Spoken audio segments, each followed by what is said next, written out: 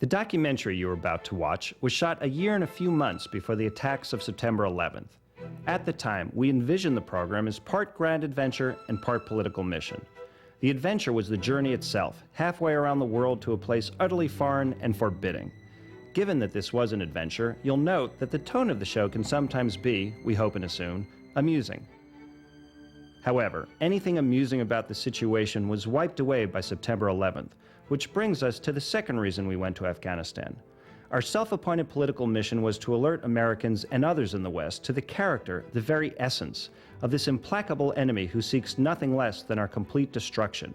We think, as you watch the show, you will agree that we accomplished that goal, in all its horrifying reality and the evil that it portends.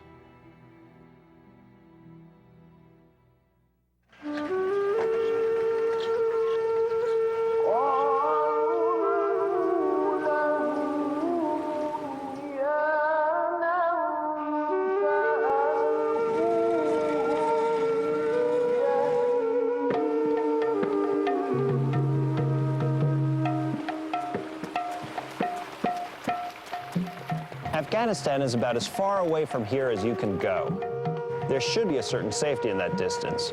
There should be a certain safety being so far removed from the blood and hate, the war and fanaticism and terrorism, and all the rest of the insanity that has found a home in Afghanistan. There should be a certain safety for those of us so far away, for the West, for America, for you and me. But there isn't. Not anymore.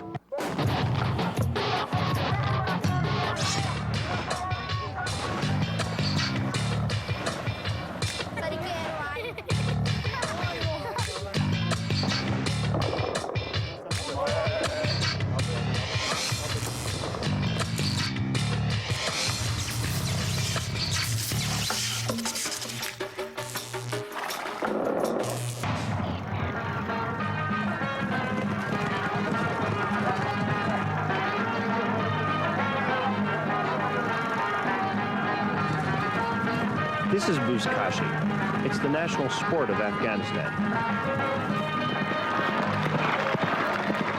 Brought here by Genghis Khan centuries ago, some Afghan horsemen are reputed to be direct descendants of the original Mongol invaders.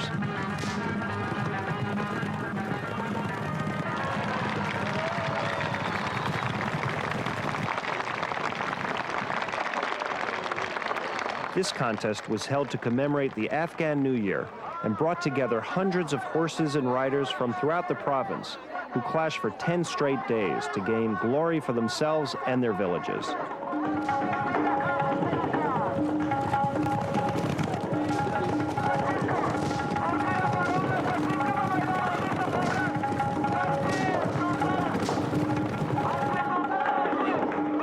The rules are simple.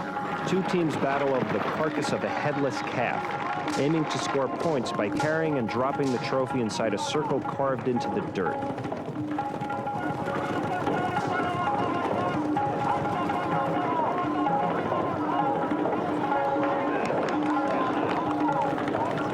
It's fast, exhausting, dangerous.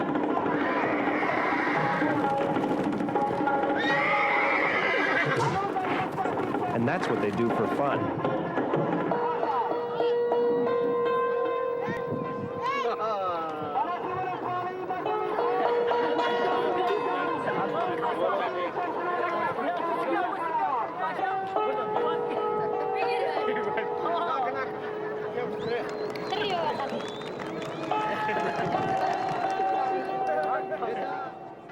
Buzkashi is a step into another world. Another time.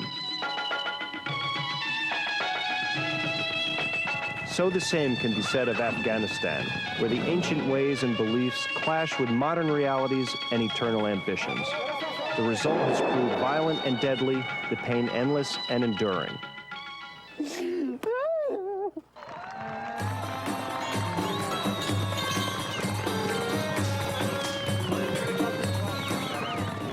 This game is being played in northeastern Afghanistan, where the United National Islamic Front for the Salvation of Afghanistan, also known as the Northern Alliance, rules over 20% of the country, the exact amount dependent upon the state of the war that day. The rest of Afghanistan is Taliban territory, and that means the band of Islamic fundamentalists who shelter international terrorist Osama bin Laden and other terrorist leaders, finance their rogue state through the global heroin trade, and force women to cover themselves from head to foot while denying them the most basic rights. We traveled there because we heard a fascinating story. Arab and Muslim extremists from all over the world have come to Afghanistan to train and fight for the Taliban and for bin Laden, to learn the truths not just of the soldier, but also of the terrorist. The Northern Alliance had captured a number of these men in its war with the Taliban, and were holding them in a POW camp deep within the Afghan mountains. Nothing is more exciting and more enticing to a lot of us than the idea of a conspiracy. Whether it's Area 51, the Trilateral Commission, or who really killed Kurt Cobain, people love conspiracies, no matter how improbable. Forget all those, at least for now. The real conspiracy involves global terrorism. As unlikely as it might seem, this remote country, in a state of perpetual warfare, whether fighting the Persians, the Greeks, the Mongols, the British, or the Soviets, or, most often, fighting amongst themselves, has emerged as a center of that conspiracy. The notion that such a poor and ruined land could vent its religious and ideological fury in any form that could affect America or American interests is, at first glance, implausible, even ludicrous. But it's true. That's why we thought it would be interesting to talk to these proto-terrorists deep in the Afghan mountains, men who had come from all over the world to volunteer and train and fight. And if you have any doubt that what happens in Afghanistan can touch us here, so far away, then remember what happened in Yemen, and know that those two terrorists who blew up the USS Cole came from Yemen, traveled to Afghanistan, trained with bin Laden, and then returned to Yemen, now working with the terrorist leader and ready to pursue his murderous goals. And when you consider all that, suddenly Afghanistan is a lot closer than anyone had previously imagined, and the threats of the terrorists no longer seem so empty. And when we come back, we'll look at the roads that kill trucks, the airstrip that kills planes, the weather, weapons, and wear and tear that kill helicopters, and the war that kills just about everything else.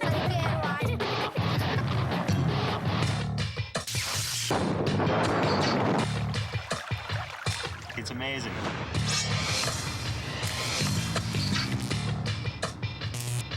In 1978, a Soviet-backed coup by Afghan communists overthrew the king and took power. When that regime began to crumble, the Russians stepped in. Over the next decade, 50,000 Soviet soldiers and millions of Afghan men, women, and children lost their lives, culminating in the Soviet defeat and withdrawal in 1989. The puppet communist regime held on for a couple of years and then fell to the Afghans, who promptly fell to fighting each other, setting the stage for a group of students called the Taliban to emerge from the mountain villages and impose their harsh interpretation of the Quran upon city after city. Supported by Pakistan for Pakistan's own political purposes, the Taliban routed the internationally recognized government, led by President Rabbani and General Massoud. Rabbani and Massoud retreated to the north, where they established themselves under the banner of the Northern Alliance. And since it was the Northern Alliance that ran the prisoner of war camp with its captive terrorist audience, that meant we had to get to northeastern Afghanistan. And getting there is not exactly a snap.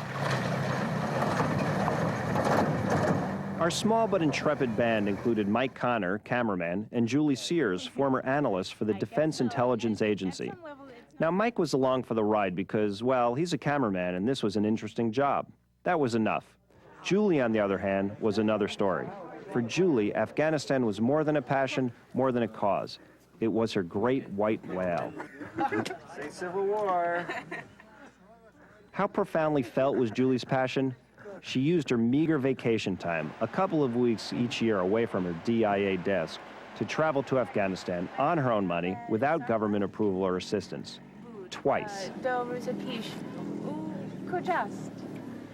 You probably won't be surprised to hear that it was Julie who told us the fascinating story about the POW camp. So we went, but there's one thing. Watch Julie. She's always smiling. Never trust anyone who's always smiling. Our trip started in Phoenix. We flew from Arizona to New York to London, London to Islamabad, Pakistan. That was the easy part. The UN employs a few small planes in the region for relief efforts. Charter one for the 90-minute flight over the mountains separating Pakistan from the nearest Afghan border town of Faizabad. If you don't relish the notion of skirting over these peaks, you can always try walking. If you make it, rumor is that it'll take you about 10 days. But watch your step, a wrong turn, and you could find yourself at Mount Everest, just up the road. So you're approaching Faizabad. That means it's time to dive between the mountains to avoid Taliban snipers and bounce to a stop on a metal grate the Soviets laid down during their long war here back in the 80s. Not every plane makes it, not even the big ones.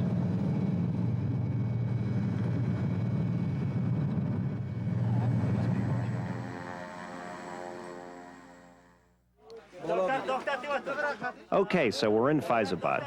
Despite the natural inclination after this sort of journey to stay put, the next stop is Tahlequan, the capital of the Northern Alliance, one giant step closer to the POW camp. And that means getting on a helicopter captured by the Afghans from the Soviets. And that brings up two problems. First, figuring out how to get to Tahlequan, and second, actually getting there.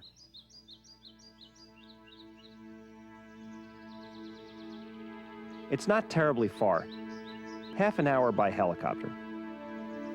Of course, getting that chopper to show up is another matter. Maybe it's a quarter century of continual war, or maybe it's just Afghan nature, but things never seem to go as planned. In this case, despite the personal assurance of the head of the armed forces that a helicopter would be waiting for us, this one arrived late, 2 days late. A government official later explained that the pilots decided, on their own, that some things take priority even over the war. Did you ever find out what happened yesterday, why the pilots didn't show up? Were they at the game? Yeah, because it was a new year. Right. So everybody wanted to enjoy this day. So everybody went to see the game of Buzkashi. Yeah, you're allowed to just kind of fly somewhere when you're in the military and then just decide to take the afternoon off and go watch the game? In Afghanistan, it is there is no rule. No rules. No rules about the military in everything. Everything is opposite, so nobody's going according to law. Everything is illegal. What? Yeah, so... How do they fight a war if there are no rules they have to follow? How do they actually fight the war? And the war, so it is like a habit in Afghanistan. So everybody knows everything about the war. So now it is like a duty in this area. Yeah. It's just part of your life. Yeah, part of life. Yeah. When the 1970s Soviet model with a warranty that had expired long ago finally showed up, the prudent passenger had to wonder just how vital this trip really was. Okay, here we are. Helicopter field. Helicopter. Taped up and ready to go.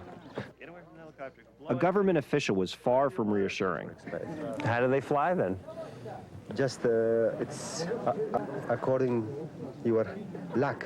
If you're lucky, you will reach. You will have a good journey. If not, what? What's crash. Does that happen a lot? Huh? Does that happen often? Yeah, Often? yeah. Can't happen often. You don't have that many helicopters. Yeah. Often. Okay. Often. We had a lot of this, around 80. You had 80 of them? 80 helicopters. Our government, I mean. Yeah. But at the moment, he has just about 8 or something like this. All of them are. 80 to 8.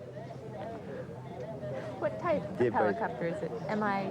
A bad helicopter. That's the type of helicopter it is. Is it MI-17 or? 4 months ago, one of them crashed? Yeah, that's probably the one I was telling you about. Yeah. What happened? It was bombing. Discussion ensued over the next 3 hours over who would be among the lucky to get a seat on the chopper. Well, I don't know what else works on this helicopter, but the window works. You definitely can get fresh air, any altitude, any time. There's our fuel tank over there, in case you're wondering. And our seatbelts are nowhere. as you'll see. But that's not so bad because it allows you to stand up really quickly and lift the entire seat up in case you feel so inclined. Yeah, that's our pilot right behind us smoking. Yes, that's his cigarette, which actually, considering he's just a few feet and getting closer every second to the fuel, you might be wondering if that's FAA approved. You might wonder why so many would be willing to risk their necks to get to Tahlequah via air. The reason is that the alternatives are not particularly attractive. While a four-wheel drive truck could traverse these mountains, the absence of any decent road means that the trip becomes an overnight trek, a trek significantly more dangerous than uncomfortable. A few years ago, 2 foreign aid workers tried it and were intercepted by bandits. The woman was raped, the man skinned alive. As with most things in Afghanistan, the choices are few, the options none too appealing.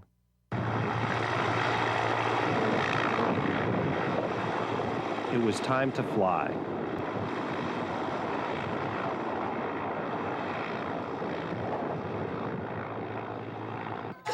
Coming up, we'll show you life in Afghanistan with no worries of chlorine in the water, pollution from the power plant, or anything working the way it should. You mean if you get out, you would kill me?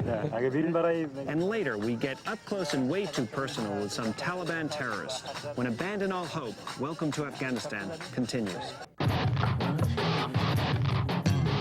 guess I was kind of desperate to go to Afghanistan. Welcome to Afghanistan.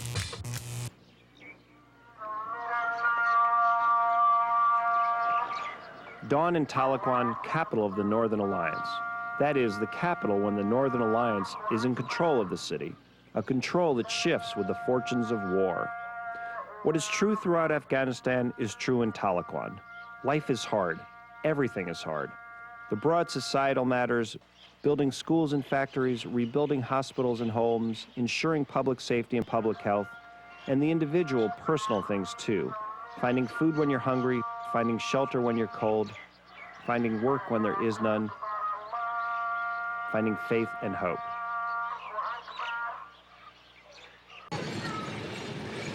And nothing gets better. Year after year, the work that builds and sustains a society goes undone. Schools crumble. Water systems collapse. Roads decay. Health services vanish. Electricity is a memory. Ordinary political authority disintegrates. 45. Money becomes almost worthless. 47, 48, 49, 50. $500,000. Okay? Entire villages perish. It often feels as if Afghanistan is sliding into a black hole from which there is no return. Remarkably, in the midst of all this, there are those who keep trying against all hope to build rather than destroy.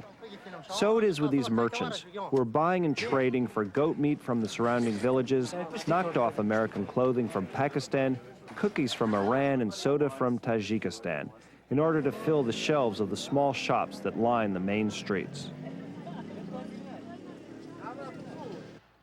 The principal of this school for girls, or this shell of a school, is also struggling to make something better for his students. There are no books or pens or paper, let alone computers or any of the things we commonly associate with education. And this is the administration office for the school.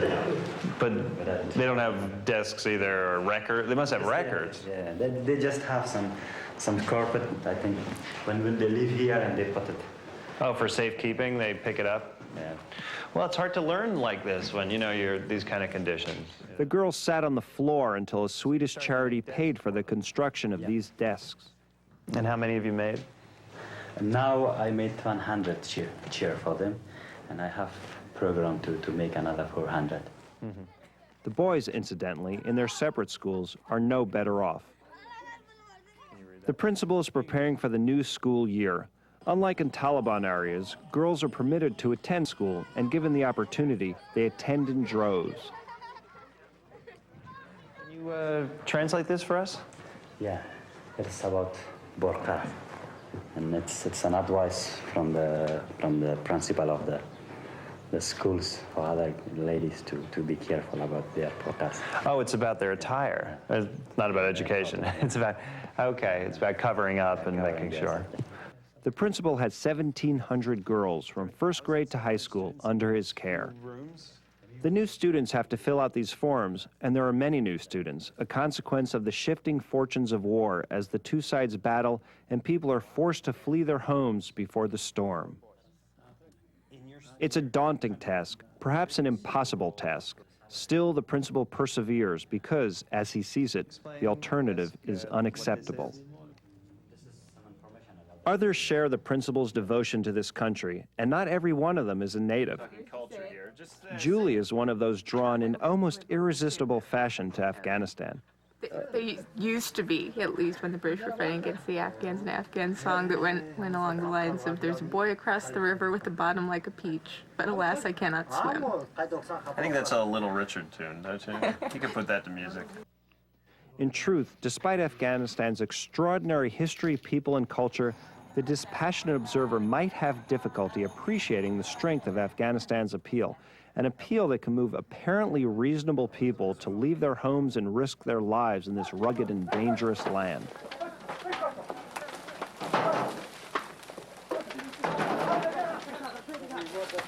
And Julie is hardly the only Afghan aficionado. Peter Mitchell, an Australian journalist we met in Tahlequan, was another Westerner who simply could not stay away from Afghanistan for too long. Let's listen in as they talk about some of their experiences. Hey, are you guys going somewhere specific? I guess I was kind of desperate to go to Afghanistan at that point, and waiting for peace just didn't seem to be working, so I decided now was as good a time as any to go, or at least 3 years ago. I like the place. I'm a sucker for punishment, you know, basically. I do enjoy it, and my Persian, although utterly appalling, does get me through. At some level, it's not really logical. I know it's just one of those things. Different people have different interests, and for whatever reason, Afghanistan turned out to be mine. I've studied a lot of other subjects, but none of them has really caught my interest like Afghanistan has, so it almost feels like it's beyond my control. And Afghanistan always, you mention the word Afghanistan, people say, Afghanistan, oh. It has that certain effect on people. To keep the whole thing sort of low profile, since the Taliban aren't very fond of Americans, I went dressed as an Afghan woman, which was basically in the chaudhary, all covered up from head to toe. And because we were traveling that way and I was with other Afghans, including other women like that, I just left my passport behind in Pakistan and walked over the border into Afghanistan. You never know exactly when it's going to go completely wrong. But Yeah. That's the charm. That is the charm. That is the charm. And then we took a bus trip, the whole journey from Peshawar, which is on the border, to Pagman, which is where we stayed, was about 12 hours, mostly on a bus. I guess that was at least about a 10-hour bus trip. And I stayed, of course, covered up in this chaudhary and not speaking and just trying to keep very low profile so that no one started asking questions about who I was. I put my faith in a shady character from Rokhar and Panjshir by the name of Malam Ahmad Shah. Well, I guess most people haven't worn one of those veils, but it's kind of hard to breathe because it's very close. There's a little sort of embroidery over your eyes so that you can see a little bit, but over your mouth and nose, it's just cloth. And I guess between that and bumping around on the bus and it being hot, I started to feel very queasy, and eventually I got sick a couple of times while I was on the bus. But there were other women doing that, so it didn't attract much notice. You went native with your attire. Yeah. Fancy dress is half the fun, you know, it really is. I really enjoy it. I dig the get-up. Once I was there, it was when the Taliban were planning a large offensive, but oddly, when I arrived, it seemed very peaceful, and everyone seemed very relaxed. I found out later that the Taliban had actually made a move to take the valley and almost succeeded while I was there, but no one mentioned that until I saw them later. It could be worse. I could be stuck here for 5.5 months like I was 2 years ago, so. That trip was the biggest problem, I think, because I didn't tell anyone except a couple of close friends of mine that I was going. Well, as I said, even when I went to Pakistan, I wasn't sure that I'd be able to make it in. I thought rather than get everyone nervous, and I would just tell them when I got back if everything had gone well. But of course, that's not a good thing to do, especially in a marriage, to go someplace and not tell your spouse. So that was a problem. My visa has approximately about 60 hours remaining. No, I was worried because my visa for Tajikistan was about to expire and the winter was coming on, and I knew it was harder for the helicopters to fly in the wintertime. And, I knew if I didn't make it out soon and had a problem with my visa, I'd miss Thanksgiving, Christmas, and the new millennium with my family. And much as I like Afghanistan, I was starting to miss them, so. It's possible that I may be able to bribe my way out of the situation. The notoriously bribe-hungry officials of Tajikistan, I'm sure, would be happy to see my money. They may take all of it, which of course would be another problem. Yeah, that. Well, I think the idea was that if I had gotten caught, we were hoping we could kind of just bribe my way out on the spot. But yes, if it had turned into more than that, then it would have been rather unpleasant. Yes, that's true. Probably more so when you came home than being there even. Probably kind of both, yes. What's the bad thing that could happen? They could jail me. They could jail me, rob me, etc.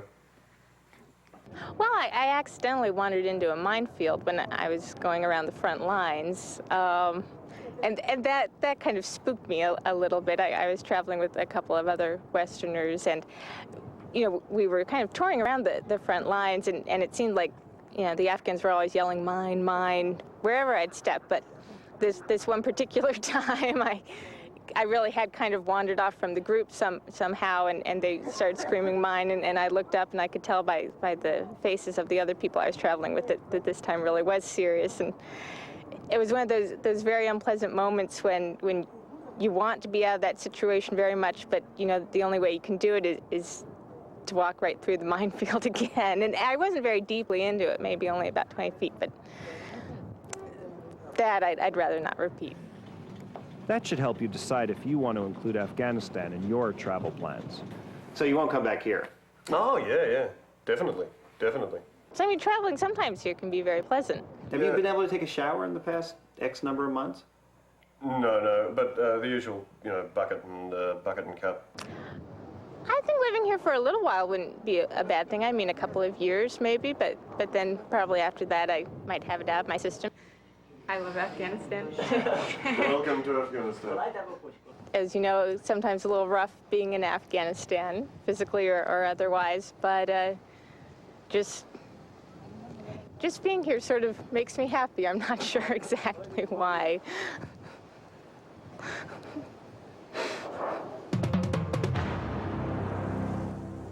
Next, we get a very special look behind the veil. We bid farewell to our kidneys and see just how dangerous a trip to Afghanistan can be.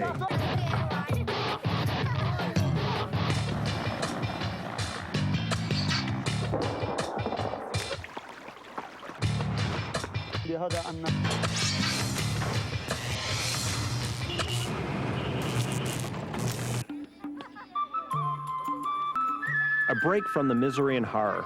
One sunlit afternoon, on this lovely hilltop, we happened upon a rare sight in this country. Women without their burqas, that is, the Afghan veil. The North might be bereft of the brutal fundamentalism destroying the rest of the country, but it's still very conservative, and women go about covered up. However, on this afternoon, alone with their children and not expecting to see any men, the women had shed their normal reserve, and not even our appearance changed that. They welcomed us into their midst and allowed us to photograph them. It was a small thing, and we don't want to attach too much significance to it, but it was a nice moment, and in Afghanistan, a nice moment is significant enough to stop and take note.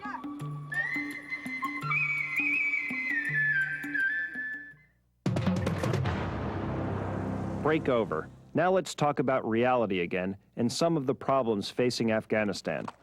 We already ran through a long list. Let's briefly focus on just a single item on that list. The roads. You mean to say in the wrong way? We're going the wrong way? Roads are something that you could be excused for taking for granted, given that they're virtually everywhere you ordinarily go, and almost everywhere in fine shape. This is not mere happenstance. It has always been self-evident that you can't have a unified country, a functioning government, and a flourishing economy without roads to bring law and order to the land, stability and services to the community, people and products to the marketplace. The Romans understood this and built an empire on the quality of their roads. And it is true today as it was 2,000 years ago. Despite the absolute necessity of an adequate transportation network, it's a safe bet that to build even a rudimentary road system in Afghanistan would probably cost as much as a mission to Mars. Who's going to foot that bill? It makes no difference who eventually wins the civil war. Whether it's the Taliban or the Northern Alliance, the answer's the same, and the answer's nobody. Nobody's chipping in, nobody's anteing up, nobody in Afghanistan, and certainly nobody outside. And that's just one problem. Consider other fundamental matters, water and electricity. Also, though, the water table here, I think, and the level of most of the toilets, that the bores that they sink are about of equal depth, and so the mixing of the water and the bacteria is inevitable. So if you're drinking from the well, it's a matter of time. A glance at the water as it flows through Tahlequan, or courses along a stream, or simply sits in a pitcher on a table, speaks volumes. Do you notice the way that they wash their dishes, kind of, or kind of don't? Yeah, it's fairly alarming, actually. The lack of crockery hygiene around the place. Well, how do they do it? With one glass into the next. They fill it usually to about this level, and then pour it into each one, and then rub their fingers around the insides for several seconds, ensuring that the bacteria is lining the inside of the cup, and then they pour away. You know, I thought I saw somebody do that, but I wasn't sure I actually saw it. No, you did. Believe me, you saw it. An electrical grid that once provided power for much of Afghanistan has deteriorated through neglect, looting, and war, leaving just a few watts of electricity available only now and then to scattered communities. Tahlequan has only gas-operated generators in a few government buildings. Faizabad's 4 hydroelectric turbines are now reduced to 1, which works at partial capacity on occasion. This lack of electricity has led to the cutting down of no less than 70% of Afghanistan's forests for firewood for cooking and heating, causing the air in many cities to be thick and dirty, especially at night. Considering the difficult conditions of life in Afghanistan, as well as the fact that the forces of the Northern Alliance are fighting our mutual enemy, the Taliban, many in the North do not understand why the U.S. doesn't support them. Mohammed Asak, a Northern Alliance official, and now its representative in the U.S., questions the lack of American concern and involvement. The problem is that these Taliban who have come to Afghanistan, they don't think that this is their mission ends here. This is why they are recruiting people from Central Asia. They are recruiting people from other countries, and their mission is to send their, export their ideology to other areas. And as a result, the tension between Pakistan, the main supporter of the Taliban, and those other countries who feel threatened by these warmongering policies of Pakistan has increased. And I think... Like which countries? Like Uzbekistan, Tajikistan, Russia, even Taliban have recognized the Chechen, movement, and they have opened an embassy for them, and they have given refuge for Osama bin Laden, who is operating outside Afghanistan, even against American citizens. So this is why I think this is enough ground for concern for the United States.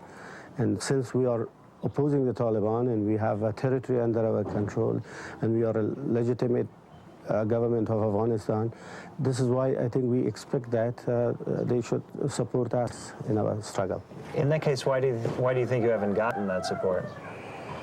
It's a pity that Americans, after the Cold War, left Afghanistan and left Afghanistan in the hands of the regional powers like Pakistan and others who are competing for the spread of their influence. And I think that now some Americans have expressed their concern that we made a mistake by allowing Afghanistan to become like a breeding ground for regional tension and terrorism and drug and all that, it was as a result of, abandoning Afghanistan after the Cold War. In order to stop this, Americans should take interest and make use of their influence, political as well as moral, in order to, help the peace process in Afghanistan. All these problems wear away at a society as well as lead to instant tragedies. An example of how this works on both the larger societal stage and on the more personal level from our own journey. A few days after we left Afghanistan, one of those helicopters we were flying in blew up. The main rotor spun off, smashed into the tail, and the ship went down in flames, killing all 16 people aboard. This occurred right over Tahlequah in midday in full view. Almost anywhere else, you can be sure that the remaining helicopters would have been grounded. If you can pretend for a moment, they would have been allowed to fly in the first place. In Afghanistan, the surviving helicopters continue to fly. They fly because they have to, because the helicopters are the key link to the world beyond. So they will fly until they explode, are shot down, or simply fall apart. And when the helicopters are gone, they will have their horses. And in Afghanistan, it will be as it has always been. When we return, we will confront the men who wish, more than anything else, more than preserving their own lives, to destroy ours, to bring down our society and everyone in it.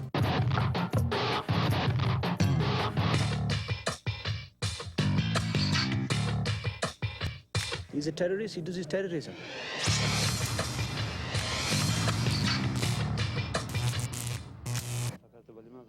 The camp was some 40 miles from Tahlequah, hidden away in the mountains. It held 98 prisoners who represent only a fraction of the total of Taliban and bin Laden supporters and fighters milling through the region. While Afghanistan is where the fledgling terrorists train and fight, and where bin Laden foots the bill for his own brigade, 700 strong, comprised of more Arabs than Afghans, the best equipped and most determined of all the Taliban troops, often committing suicide rather than surrendering when trapped, Pakistan is home to hundreds of schools that promote the idea of jihad, or holy war, against the West. In fact, though they call themselves schools, they are fundraising and recruiting centers, dispatching clerics across the Muslim world to even the most remote areas of the Muslim world to convince young men to come and fight in Afghanistan and elsewhere. This man is from Western China. This one from Great Britain. This one from Burma. Listen to the prisoners, many of whom were ready to talk, crowding around the camera, glad for this change in their routine of farm work, praying, and a great deal of sitting and waiting. Try to understand the motivation of individuals who, unable to speak any of the local dialects, without any means to retrace their steps home, would leave their families and travel hundreds or thousands of miles to fight in a strange land. They know they have virtually no prospects of release, not while the war continues. Listen and judge for yourself. Come to an end. You know, America is a country which doesn't fight anywhere, and all the fights are due to America. The reason is America and France and Great Britain. These 3, 4, 5, 6 countries. These are the reason. They are fight creator. All the problems in the world are created by them. This was a constant theme, blaming America for the war in Afghanistan, as well as troubles everywhere. So are the Pakistanis good Muslims? No. No? Why? Because they do not obey law of Islam. Well, then isn't it wrong for you to take their help? If they're not good, isn't it wrong to take help from bad Muslims? No, it is not good. It is very correct. Because if we make ourselves strong through help of loose Muslims, not wrong. So you mean if you actually get this help from Pakistan and win, then wouldn't you then turn around and invade Pakistan and make them change and be good Muslims? Yes. Yeah. There's a lot of talk about the Taliban seem to be making a lot of money selling drugs or allowing the sale of drugs. Do you think that's so? Yes. So what? Well, isn't that against your religion? It's against the religion to kill a Muslim with the drugs, but to sell them it's a long, it gets very difficult, very complicated. It's in the religious books. I could sit down and explain to you for weeks and you still won't get to the end of it, what I'm trying to say. This Yemenite's feelings about America, which required a 3-way translation from Arabic to Pashto to English, were to the point. We believe that the United States are kafirs, they are unbelievers, and so we will fight against them, and we will kill them. And kill them? That's not very nice. You mean, you know, we're American too. Do you think you should kill us? I mean, do you think we deserve that? Ask him that. Yeah,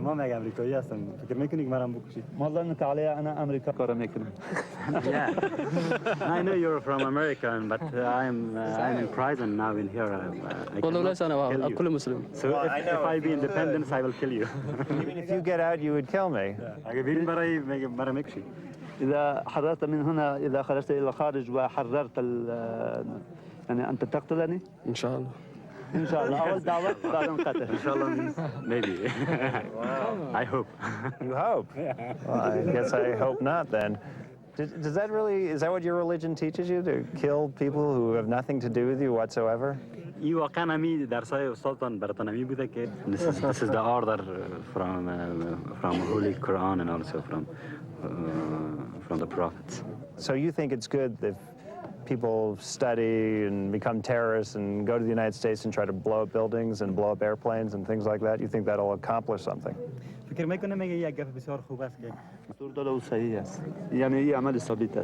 And he says it is a civilized action, and everything which it is in the holy books, and it is right, and we will do that.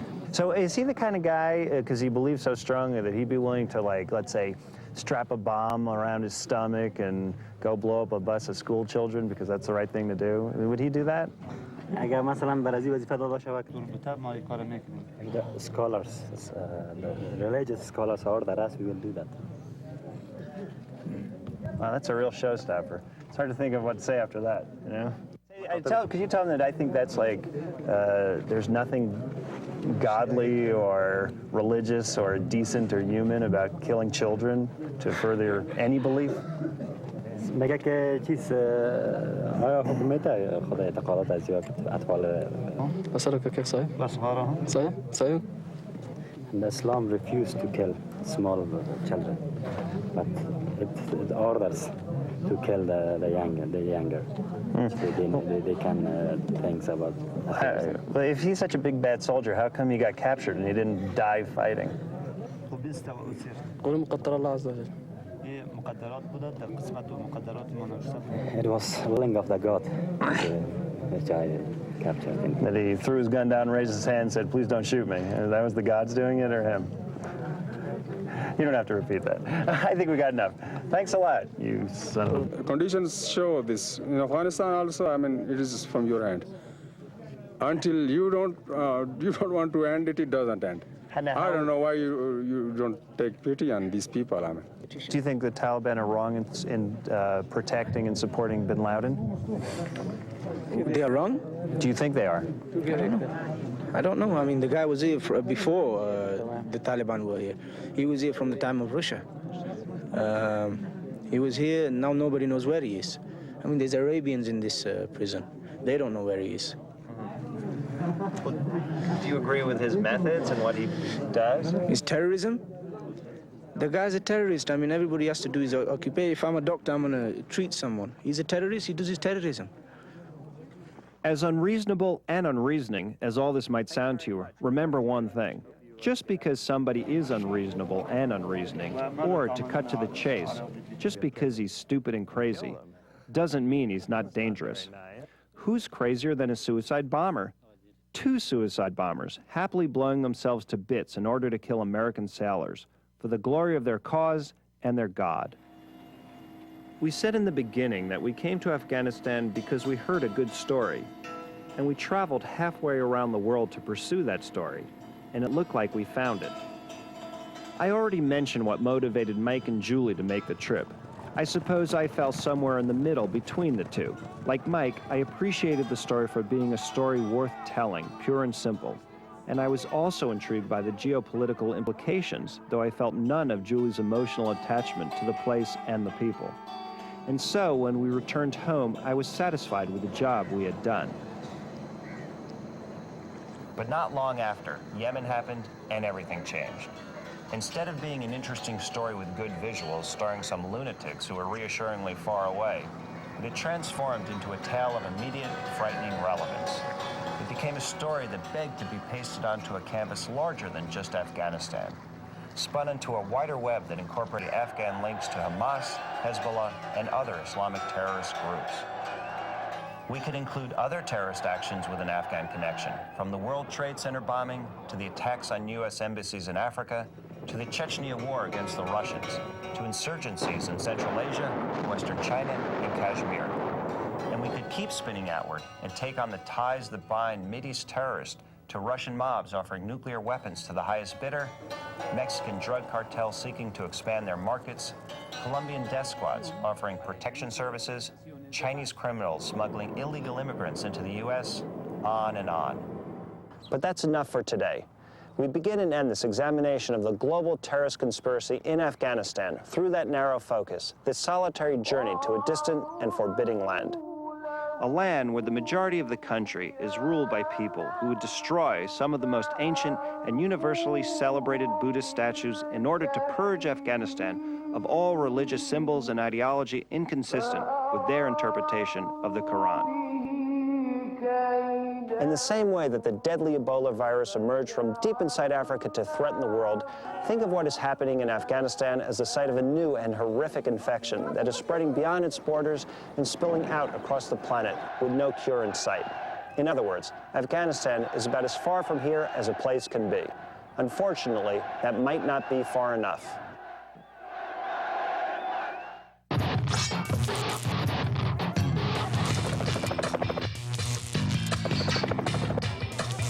All the problems in the world are created by that.